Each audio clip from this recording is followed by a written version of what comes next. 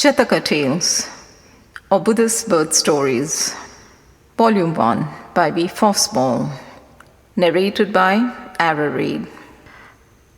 The Talkative Tortoise. Once upon a time, when Brahmadatta was reigning in Benares, the future Buddha was born in a minister's family. And when he grew up, he became the king's advisor in things temporal and spiritual. Now this king was very talkative while he was speaking. Others had no opportunity for a word.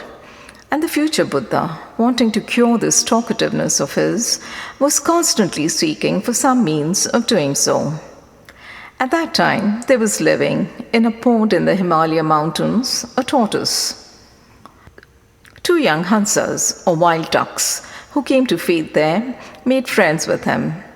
And one day, when they had become very intimate with him, they said to the tortoise, "Friend Tortoise, the place where we live at the Golden Cave on Mountain Beautiful in the Himalaya country is a delightful spot. Will you come there with us?"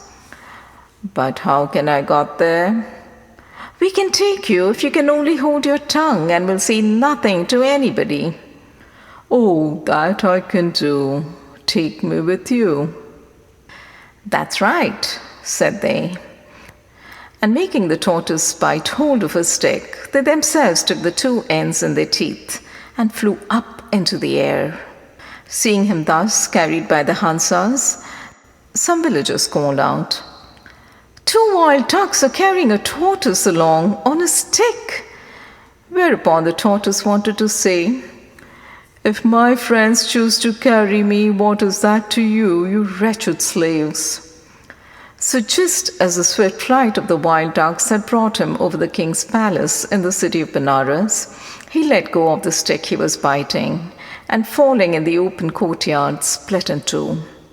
And there arose a universal cry, "A tortoise has fallen in the open courtyard and has split in two." The king, taking the future Buddha, went to the place, surrounded by his courtiers. And looking at the tortoise, he asked the Bodhisattva, "Teacher, how comes he to be fallen here?" The future Buddha thought to himself, "Long expecting, wishing to admonish the king, have I sought for some means of doing so. This tortoise must have made friends with the wild ducks, and they must have made him bite hold of the stick and have flown up into the air to take him to the hills.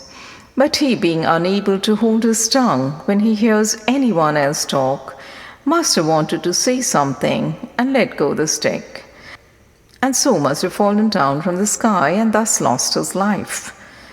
And saying, 'Truly, O king, those who are called chatterboxes, people whose words have no end, come to grief like this.'"